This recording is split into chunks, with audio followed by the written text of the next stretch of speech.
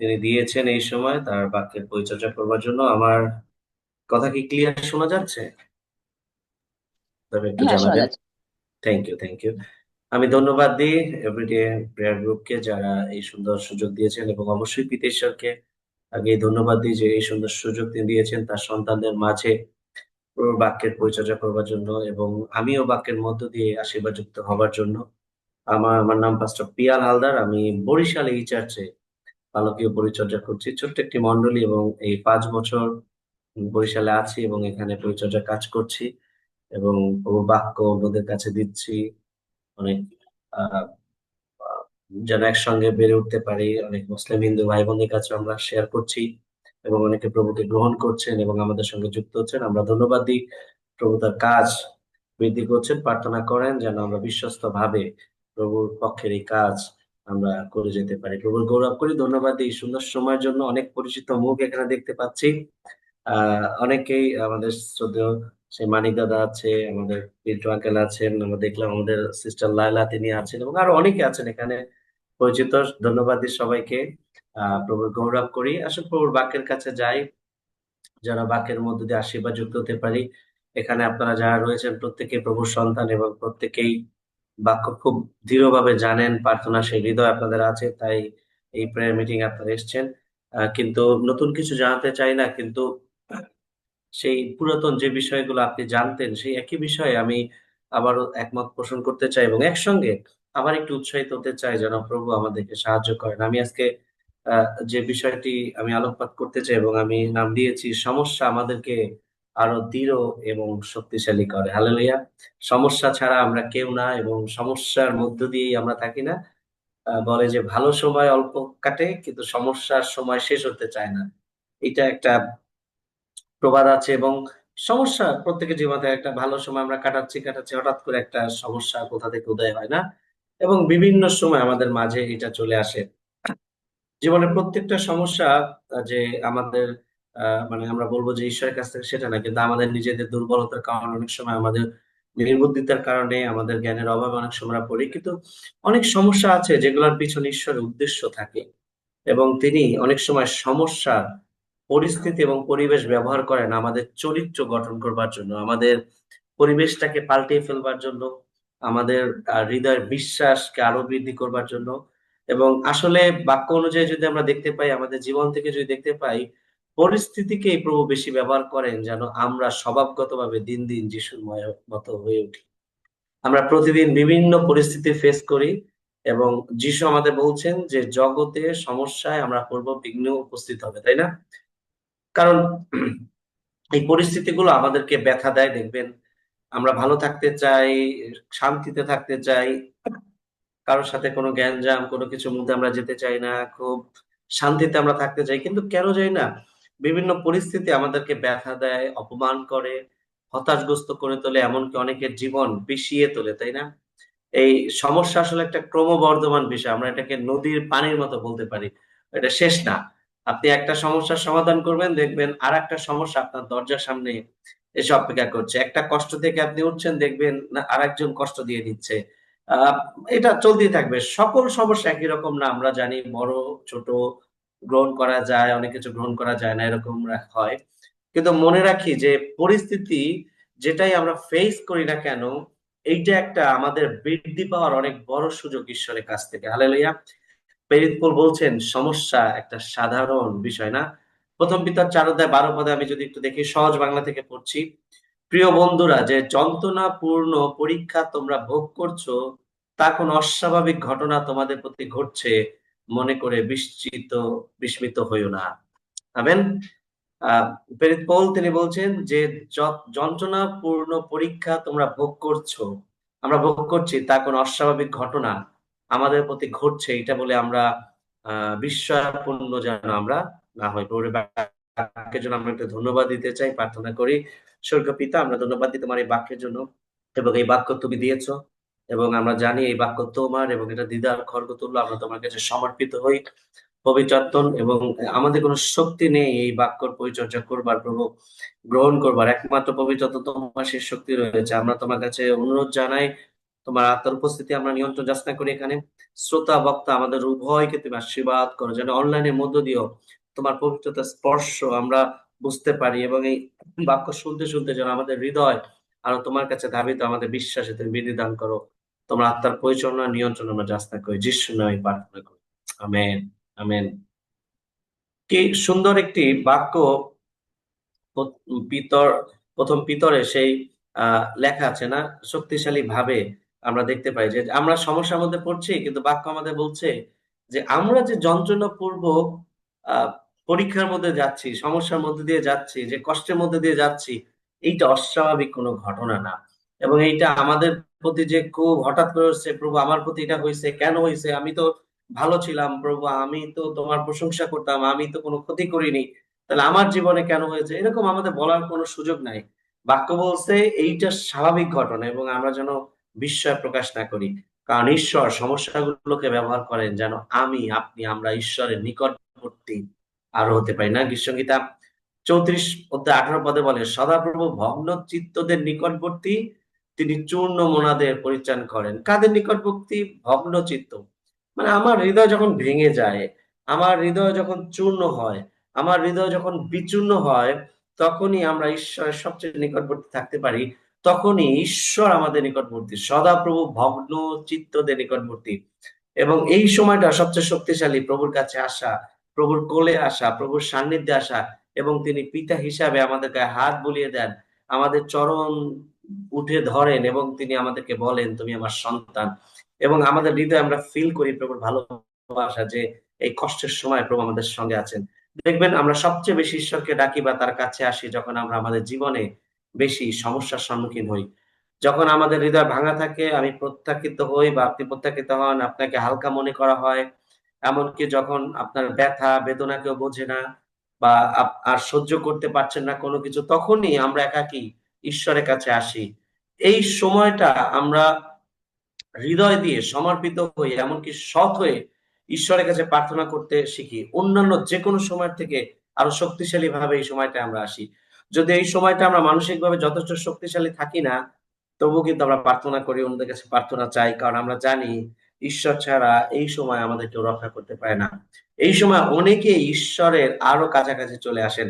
সত্যিকার ভাবে কঠিন সময়ে আমরা যেভাবে ঈশ্বরকে জানতে পারি, অন্য সময় আমরা সেইভাবে ঈশ্বরের পরিচয় আমাদের জীবনে পাই না।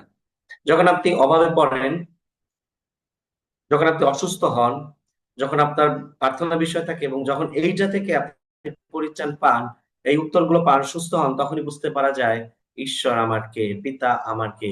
কঠিন সময় ঈশ্বরের উপস্থিতি আমাকে যা শিখাবে, আপনাকে যা শিখাবে, তা আপনার আমার জীবনকে তৈরি করে দেবে। কঠিন পরিস্থিতি আমাদের জীবনে জীবনকে যা শিখাবে, সেটা ঈশ্বরের উপস্থিতি বুঝতে সাহায্য করবে। ঈশ্বর, আমি মাঝে মাঝে চিন্তা করি, আপনিও চিন্তা করতে পারেন, ঈশ্বর কিন্তু যোসেফকে জেলে নাও পাঠাতে পারতেন, তাই না? দানিয়েলকে সিংহের খাদে নাও ফেলতে পারতেন। সজ্জক মৈশক আবেদনগরকে আগুনে নিক্ষেপ থেকে বিরত রাখতে পারতেন।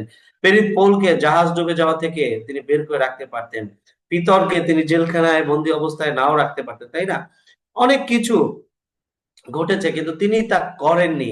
তাদেরকে সেই সব সমস্যা, এমনকি মৃত্যুর সমস্যার মধ্য দিয়ে যেতে দিলেন, সমস্যাগুলো ঘটতে দিলেন। শেষে কি হলো? তারা শিখলো, এবং ঈশ্বরের বিশ্বস্ততা দেখলো, এবং ঈশ্বরের আরো নিকটবর্তী হলো। হালেলুয়া।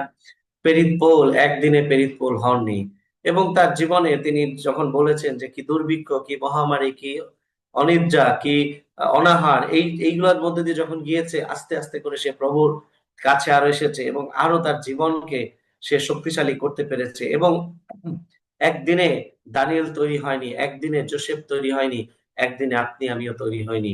এই সমস্যাগুলোর মধ্য দিয়ে যখন আমরা যাচ্ছি, দেখেন আপনার বিশ্বাসের লেভেল, যখন এখানে অনেকেই রয়েছেন, আমাদের রোজি আন্টি, আমি দেখছিলাম রোজমেরি আন্টি, আমার খুব শ্রদ্ধা ভাজন উনি। যদি আন্টিকে জিজ্ঞেস করা হয়, আন্টি অনেক আত্মসাক্ষ্য তিনি দিতে পারবেন, যে প্রভু কিভাবে উঠিয়েছেন, কিভাবে অনুগ্রহ দেখিয়েছেন, না?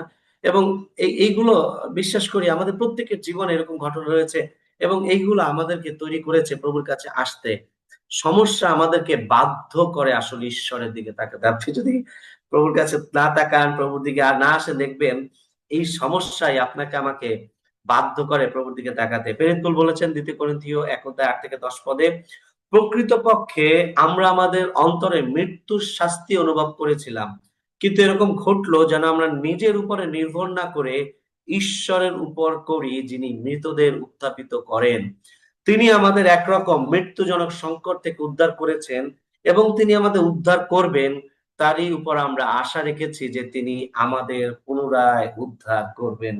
হালেলুয়া! কি শক্তিশালী বাক্য না? কি শক্তিশালী বাক্য প্রভুর! এবং এই সেটা বলছে যে মৃত্যুর শাস্তি অনুভব করছিল, কিন্তু তার উপর বলছে যে আমরা আমাদের উপর না, কিন্তু প্রভুর উপর নির্ভর করছিলাম, কারণ জানি তিনি আমাদের পুনরায় উদ্ধার করবেন। হালেলুয়া! আপনি যদি সমস্যার মধ্যে থাকেন, সমস্যার মধ্যে দিয়ে এখনো যাচ্ছেন, আপনার অনেক প্রার্থনার বিষয় রয়েছে, আপনার পরিবারের হয়তো অনেক প্রার্থনার বিষয় রয়েছে, অথবা আপনার কোনো বন্ধু প্রিয়জন যারা বিভিন্ন সমস্যার মধ্যে দিয়ে যাচ্ছে, তাদেরকে উৎসাহিত করতে পারেন এবং প্রার্থনা করতে পারেন এবং তৈরি হতে পারেন এই বিষয়ে যে যিশু আমাদেরকে পুনরায় উদ্ধার করবেন, আবার উঠিয়ে তুলবেন। আমাদের জীবনে যাই ঘটুক না কেন, লোকেরা এমনকি শয়তান যদি সেটিকে খারাপের দিকে নিয়ে যেতে চাইলেও ঈশ্বর সেটিকে মঙ্গলের দিকে নিয়ে যান। হালেলুয়া! তার সন্তানদের জন্য তিনি সেটা মঙ্গলের দিকে নিয়ে যান। কারণ সবকিছু ঈশ্বরের ক্ষমতায় রয়েছে। আপনার জীবনে কি হচ্ছে বা ঘটবে তার জন্মের আগে ঈশ্বর জানেন এবং তিনি ঠিক করে রেখেছেন। কিন্তু তিনি চান যেন আপনি সবসময় তার কাছে আসেন, সমর্পিত হন এবং সেই হৃদয় নিয়ে আসি আমরা যেন প্রভু আমাদেরকে আশীর্বাদ করতে পারেন। রোমীয় ৮:২৮-২৯ পদে বলে, আর আমরা জানি যে যারা ঈশ্বরকে ভালোবাসে, যারা তার ইচ্ছা অনুসারে আহত, তিনি সব বিষয়ে তাদের মঙ্গল সাধনের জন্য কাজ করেন। আমি একটু সহজ বাংলা থেকে পড়ছি, সহজে বোঝার জন্য। যারা ঈশ্বরকে ভালোবাসে, যারা তার ইচ্ছা অনুসারে আহত, মানে ওখানে লেখা আছে সংকল্প অনুসারে আহত, তিনি সব বিষয়ে তাদের মঙ্গল সাধনের জন্য কাজ করে থাকেন। হালেলুয়া! কি পরিষ্কার কথা! যারা ঈশ্বরকে ভালোবাসে, যদি ঈশ্বরের সঙ্গে থেকে ঈশ্বরকে ভালোবাসি, তার ইচ্ছায় যদি জীবনযাপন করি, কোনো সমস্যা নেই। একেবারে এভরিথিং তিনি মঙ্গলের জন্য তিনি তৈরি করবেন। প্রত্যেক সমস্যাকেই আমাদের জীবনের চরিত্রকে দৃঢ় এবং ঈশ্বরের সন্নিকট হবার সুযোগ হিসাবে গ্রহণ করতে হবে আমাদেরকে। মানে যে সমস্যার মধ্যে দিয়ে আছি, এইটা সমস্যা মনে না করে একটা আহ একটা একটা সুযোগ হিসাবে আমাদের গ্রহণ করা দরকার। হতাশ হয়ে না পড়ে আমাদের জীবনের বাইরে কি ঘটছে সেইটা গুরুত্বপূর্ণ বিষয় নয়। হতাশ হয়ে পড়া যাবে না, কিন্তু চিন্তা করতে হবে আমার জীবনের বাইরে, আমার পরিবারের বাইরে, আমার পরিবেশ পরিস্থিতিতে কি ঘটছে সেটা কিন্তু আমার জন্য গুরুত্বপূর্ণ বিষয় নয়। গুরুত্বপূর্ণ বিষয় হলো আপনার আমার অন্তরে আসলে কি হচ্ছে। আবার আমি একটু নোট করতে চাই, আপনার আমার জীবনের বাইরে কি ঘটছে সেইটা গুরুত্বপূর্ণ বিষয় নয়, কিন্তু গুরুত্বপূর্ণ বিষয় হলো আপনার আমার অন্তরে কি হচ্ছে। এটা নির্ভর করে অন্তরে আপনি কাকে বেশি প্রাধান্য দিচ্ছেন, সমস্যাকে, সমস্যার পরিস্থিতিকে, নাকি সমস্যার সমাধানকারীকে। আমেন। মনে রাখবেন আপনার সমস্যা, সমস্যার পরিবেশ এটা কিন্তু ক্ষণস্থায়ী, কিন্তু আপনার দৃঢ় চরিত্র, আপনার দৃঢ় বিশ্বাস, আপনার আমার দৃঢ় বিশ্বাস এটা কিন্তু দীর্ঘস্থায়ী, দীর্ঘ সময়ের। হালেলুয়া! যখন আপনি আমি সমস্যার মধ্যে দিয়ে যাই এবং ঈশ্বরকে নিয়ে চলি, তখন লোকেরা যিশুকে আমাদের মধ্যে দেখতে পায়। সমস্যার মধ্যেই লোকেরা আমাদের মাঝে যিশুকে কিন্তু আরো বেশি করে দেখে, তাই না? আমাদের বিশ্বাস, আমাদের মন্ডলীতে একজন লোক আসতেন, তিনি আমাদের মন্ডলীর লোক না, কিন্তু আমাদের মন্ডলীতে অনেকবার তিনি এসেছেন প্রার্থনার জন্য এবং তার বিশ্বাস আমরা দেখেছি। তার সেকেন্ড স্টেজ ক্যান্সার ছিলেন এবং খুব পরিবার হতাশ হয়ে পড়েছে, কিন্তু সেই লোককে আমি দেখেছি কি বিশ্বাস তার। সে বলছে, দাদা আমি বিশ্বাস করি প্রভু আমাকে আমাকে সুস্থ করবেন। আমরা তার জন্য প্রার্থনা করেছি, অনেক প্রার্থনা করেছি এবং সে নিজে এসে আত্মসাক্ষ্য দিয়েছে, ডাক্তার এখন তার শরীরের মধ্যে কিছু খুঁজে পাচ্ছেন। হালেলুয়া! প্রভু ক্যান্সার থেকে মুক্ত করে, কিন্তু আমি তার বিশ্বাস দেখেছি সেই লোকের, এবং তার জীবনে যে বিশ্বাস এসে দাঁড়িয়েছে, অদ্ভুত ভাবে প্রভু আশীর্বাদ করেছেন। এবং আহ এইটা আমাদেরকে তৈরি করে। এই জন্য গুরুত্বপূর্ণ বিষয় হচ্ছে আমি সমস্যার দিকে তাকাবো নাকি আমি সমাধানকারীর দিকে তাকাবো। এবং ওইটাই আমি ওই ভাইকে দেখেছি, সে সমস্যা যাই হোক ডোন্ট কেয়ার। সে বলছে আমি এইটা চিন্তা করি না, আমাকে ডাক্তার যদি আরো বলে আমি ডোন্ট কেয়ার, কারণ আমি জানি ঈশ্বর আমাকে সুস্থ করবেন। সে সবসময় প্রভুর দিকে দৃষ্টি রেখেছে এবং এই দৃষ্টি রাখার মনোভাব এবং এই দৃষ্টি রেখে বিশ্বাসে দাঁড়িয়ে থাকায় তার সে বিশ্বাসের চরিত্রকে তৈরি করেছে এবং সেটার ফল প্রভু দিয়েছেন, ক্যান্সার জিরো। হালেলুয়া! প্রভু আশীর্বাদ করেছেন। যাকব তার 1 অধ্যায় 2 থেকে 4 পদ বলে, হে আমার ভাই বোনেরা, যখন তোমরা বিভিন্ন পরীক্ষার সম্মুখীন হও, সেগুলোকে নির্মল আনন্দের বিষয় মনে করো, কারণ তোমরা জানো যে তোমাদের বিশ্বাসের পরীক্ষা ধৈর্য উৎপন্ন করে। ধৈর্যকে অবশ্যই তার কাজ শেষ করতে হবে যেন তোমরা পরিপক্ক সম্পূর্ণ উঠতে পারো, কোনো বিষয়ে তোমাদের অভাব না থাকে। হালেলুয়া! কি প্ল্যানিং ঈশ্বরের, তাই না?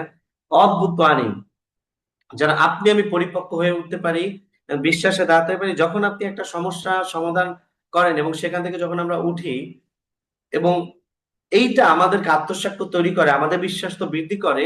এবং এইটা যখন আমরা অন্যদের জন্য সাহায্য করতে পারি, যখন অন্যরা সমস্যায় পড়ে, তখন আমরা কিন্তু তাদেরকে সাহায্য করতে পারি পড়ে যাওয়ার থেকে রক্ষা করতে। কারণ আমার জীবনে আত্মসাক্ষ্য রয়েছে, আমার জীবনে পড়ে যাওয়ার উত্থান রয়েছে এবং প্রভু সেটা করেছেন। ঈশ্বর যখন চান তিনি আপনাকে আমাকে যিশুর স্বভাবের মতো তৈরি করবেন, তখন তিনি আপনাকে আমাকে যিশুর মতো করে একই রকম সমস্যার মধ্য দিয়ে নিয়ে যাবেন। কি অদ্ভুত না? আমরা চাই, আমরা যিশুর স্বভাবের মতো হতে চাই, তাই না? ঈশ্বরও চান যেন আমরা তার স্বভাবের মতো হই। সো যিশু যদি আপনাকে আমাকে তার স্বভাবের মতো তৈরি করতে চান, সেইভাবে স্বভাবের মতো হইতে চাই, তাহলে আপনাকে আমাকে অবশ্যই যিশু যেরকম সমস্যায় পড়েছিল একই রকম সমস্যার মধ্য দিয়ে নিয়ে যাবেন আমাদেরকে, যেন আপনি আমি আরো তৈরি হতে পারি। এটা হতে পারে প্রত্যাখ্যান। যিশুকে প্রত্যাখ্যান করা হয়েছিল। আপনারা বাইবেলে দেখেছেন, জিএস ফিল্মে দেখেছেন না, যখন যিশুকে ধরে তারা ফেলে পাহাড় থেকে ফেলে দেওয়ার চেষ্টা করেছিল, নিজের এলাকা, সেখান থেকে ফেলে দেওয়ার চেষ্টা করেছিল। প্রত্যাখ্যান, একাকিত্ব, প্রলোভন, ব্যথা, চাপ, এছাড়া আরো অনেক সমস্যা। বাইবেল বলে আমরা দৃঢ়তা শিখবো কঠিন সমস্যার মধ্য দিয়ে চলতে চলতে। আমেন। কঠিন সমস্যার মধ্য দিয়ে চলতে চলতেই আমরা দৃঢ়তা শিখবো, দৃঢ়তায় দাঁড়িয়ে থাকা শিখবো। আমাদের জীবনে সমস্যাকে আমাদের স্বাগত জানাতে হবে এবং ঈশ্বরের নিকটবর্তী হবেন, কারণ তিনি কাজ করবেন।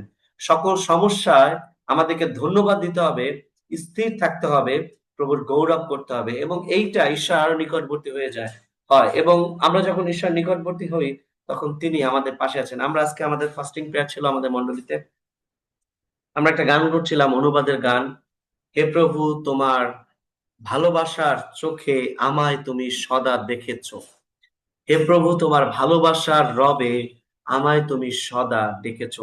এবং এই এই পথটা যখন আমি বারবার করছিলাম, আমি আমি ওইটা ফিল করছিলাম যে প্রভু, আমি সমস্যার মধ্যে দিয়ে যাই, আমি আমি হয়তো বা ট্র্যাকের বাইরে অনেক সময় চলে যাই, কিন্তু তুমি তোমার রব দিয়ে আমাকে ডেকে আনো। তুমি তোমার চোখ দিয়ে আমাকে সবসময় দেখে রাখছো, আমি কোথায় যাচ্ছি, কি করছি, আমি কি প্রবলেমে পড়ছি, কারণ তুমি সবসময় আমার টেক কেয়ার করছো। অন্ধকারের মাঝে উজ্জ্বল আলো হয়েছো, আলো জ্বেলেছো, যখনই তোমায় ডাকি তুমি সাড়া দিয়েছো। কি অদ্ভুত কথা এই গানের মধ্যে! এবং আমরা গাচ্ছিলাম এবং প্রভুর আশীর্বাদ গ্রহণ করছিলাম, এবং পবিত্র আত্মার অদ্ভুত উপস্থিতির মধ্যে দিয়ে আজকে আমরা সেই ফাস্টিং প্রেয়ারে আমরা প্রার্থনা করছিলাম এবং বারবার স্মরণ করছিলাম, প্রভু, তোমার ভালোবাসার চোখে তুমি আমাদেরকে ডেকেছো। প্রভু আমাদের পাশে আরো আরো আমাদের আছেন, কিন্তু আমাদের যখন সমস্যা হয়, তখন দরকার যেন আমরা আরো প্রভুর কাছে কাছে আসি। বাক্য বলে গীতসংগীতের 23 অধ্যায় না, 4 পদে, আমি যখন মৃত্যুচার উপত্যকা দিয়ে গমন করিব, তখন অমঙ্গলের ভয় করিব না, কেননা তুমি আমার সঙ্গে সঙ্গে আছো। যদি আপনি সমস্যায় পড়েন, তাহলে বলবেন না ঈশ্বরকে অবশ্যই, কেন প্রভু আমার জীবনে এই সমস্যা দিল। অনেককে আমরা দেখেছি যখন প্রার্থনা বিষয় বলে যে আমি জানি না কেন ঈশ্বর আমার জীবনে এটা দিলেন, আমি জানি না কেন ঈশ্বর আমার পরিবারে এইটা হইতে দিলেন, এরকম বলে। কখন আসলে এইটা বলা দরকার না যে কেন আমার জীবনে এই সমস্যা দিলে, বরং প্রভুকে আমাদের বলা দরকার, প্রভু, এই সমস্যার মধ্য দিয়ে তুমি আমাকে কি শিখাতে চাও, আমাকে শিখাও, আমাকে স্থিরতায় রাখো, আমাকে ধৈর্য দাও। বিশ্বাস রাখবেন, সমস্যা প্রভু অনুমোদন দিলেও আপনার মঙ্গল সাধন তিনিই করবেন। হালেলুয়া! সমাধান আপনার মতো করে না হতে পারে, আপনার পছন্দ নাও হতে পারে, কিন্তু জানেন আপনার আমার জন্য কোনটা মঙ্গলজনক। অনেক সময় ঈশ্বর যে সমাধান দেন এটা আমরা পছন্দ করি না। হুম, আমাদের মনের মতো নাও হতে পারে, কিন্তু মনে রাখেন, আমাদের মনের মতো না হলেও ঈশ্বরের মনের মতো যদি এবং হয়, এবং এটা তিনি চান, এটা আপনার আমার জন্য মঙ্গলজনক। হালেলুয়া!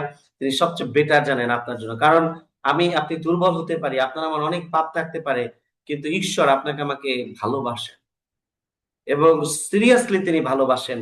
যিশু তিনি বলছেন পিতা আমাদেরকে ভালোবাসেন। যিশু নিজে এই সাক্ষ্য দিয়েছেন, পিতা আমাদেরকে ভালোবাসেন। তাই আমরা পড়ে গেলেও তিনি আমাদেরকে ভালোবাসেন, আমরা ডুবে গেলেও তিনি আমাদের ভালোবাসেন এবং চেয়ে থাকেন কখন আমরা তার দিকে তাকিয়ে থাকবো এবং কখন আমরা তার দিকে ফিরে আসতে পারবো, তাই না? এই জন্য আমরা আমরা পিতরের জীবন দেখি না, তিনি ডুবে যাচ্ছিলেন, জলের মধ্যে, এবং সেই সময় কি এক আকুতি বিনতি করে বলছেন না, প্রভু রক্ষা করুন। হয়তো অনেক কিছুই বলেছেন যেটা ওইখানে বাইবেল হয়তো নাই, কিন্তু আমরা বুঝতে পারি, তাই না? যিশু তো পাশে ছিলেন, তাই না? সেই সময় যখন ডুবে যাচ্ছিলেন পাশে ছিলেন, তারপর তিনি হাত তোলেন। এবং এটাই প্রভু। আপনি যখন সমস্যায় পড়েন, আমি যখন সমস্যার মধ্যে দিয়ে যাই, আমাদের ঈশ্বর প্রভু কিন্তু অনেক দূরে থাকেন না। আমাদের পিতা ঈশ্বর কিন্তু অনেক দূরে থাকেন না। যখন আমরা সমস্যার মধ্য দিয়ে যাই, সমস্যা অতলের মধ্য দিয়ে যেতে থাকি, বিভিন্ন সমস্যা যখন আমাদের জীবনকে তলিয়ে নিয়ে যেতে থাকে, আমাদের পিতা ঈশ্বর কিন্তু দূরে থাকেন না। পিতরের দূরে কিন্তু যিশু ছিলেন না, তিনি কাছাকাছি ছিলেন এবং তিনি হাত দিয়ে টেনে তুললেন। এবং আপনার আমার দরকার শুধু পিতরের মতো হাতটা বাড়িয়ে দিয়ে বলা, প্রভু রক্ষা করো। ঢেউ অনেক আসবে, অনেক কিছু আসবে। আমি পিতরের যখন এই জীবন থেকে আমি আমি একটা শিক্ষা পাই, খুব শক্তিশালী শিক্ষা পাই, যে পিতর যখন হেঁটে যাচ্ছিলেন এবং সেই জলের মধ্যে দিয়ে হেঁটে যাচ্ছিলেন খুব সাহস উদ্দীপনা বিশ্বাস নিয়ে, এবং সে হেঁটে যাচ্ছিল জলের মধ্যে দিয়ে, এবং এক পা দুই পা করে সে হাঁটছিল এবং যিশুর দিকে তাকিয়ে সে হাঁটছিল। কিন্তু যখন বড় ঢেউ বড় বাতাস সে দেখলো, এবং তার দৃষ্টি প্রভুর কাছ থেকে সরে গেল, এবং তখনই কিন্তু সে তলিয়ে যাওয়া শুরু করলো এবং ডুবে যাওয়া শুরু করলো। খ্রিস্টের সন্তানেরা, আমাদের জীবনে সমস্যা আসবে, এবং এই বড় বড় সমস্যা আসবে, বড় বড় কিছু আমাদের জীবনে আসবে। যার বিশ্বাস যত বেশি, তার পরীক্ষা আরো বেশি, তাই না? এবং এটাকে তৈরি করে। আমাদের জীবনে যখন সমস্যা আসে, পিতরের মতো আমাদের আসলে দেখা দরকার, পিতরের অবস্থার মতো দেখা দরকার। পিতর যদি যিশুর দিকে তাকিয়ে থাকতো, আমার বিশ্বাস পিতর ডুবে যেত না। পিতর যখন সমস্যার দিকে তাকালো, তখনই সে ভয় পাওয়া শুরু করলো। যখন সে বাতাসের দিকে, ঝড়ের দিকে, ঢেউয়ের দিকে তাকানো শুরু করলো, যিশুর দিকে দৃষ্টি সরিয়ে, যখন ঝড়ের দিকে তাকালো, বাতাসের দিকে, বড় ঢেউয়ের দিকে, তখনই কিন্তু তার সে বিশ্বাস চলে গেল যে কি জানি এই ঝড় আমাকে সরিয়ে নিয়ে যাবে, কি জানি এই ঝড় আমাকে অন্যদিকে ডুবিয়ে নিয়ে যাবে। সমস্যা আমাদের জীবনে একই রকম, এটা বড় ঢেউয়ের মতো আমাদের জীবনে আসে, কিন্তু নির্ভর করে আমার অন্তরে আমি আসলে কি কোনটাকে প্রাধান্য দিচ্ছি। আমি যদি যিশুর কাছ থেকে দৃষ্টি সরিয়ে রেখে, আমার বিশ্বাসকে সরিয়ে রেখে, আমার চিন্তাকে, আমার সমর্পণকে যিশুর কাছ থেকে সরিয়ে রেখে আমি যদি সমস্যার দিকে তাকাই, অবশ্যই পিতরের মতো আপনি আমি ডুবে যাব। অবশ্যই পিতরের মতো আপনি আমি ডুবে যাব। কিন্তু বাক্য বলছে, যদি ওই অবস্থায় আমি ডুবে যাই, যদি বলি প্রভু আমাকে রক্ষা করো, প্রভু স্টিল পাশে দাঁড়িয়ে আছেন। তিনি দূরে নন, আমাদের পিতা দূরে নন, তিনি কাছে দাঁড়িয়ে আছেন, এবং তিনি আপনাকে আমাকে ভালোবাসার চোখে দেখছেন, এবং তিনি আমাকে আপনাকে রক্ষা করছেন। যিশাইয়া তার 58:9 বলে, তৎকালে তুমি ডাকিবে ও সদাপ্রভু উত্তর দিবেন, তুমি আর্তনাদ করিবেন ও তিনি কহিবেন, এই যে আমি। হালেলুইয়া।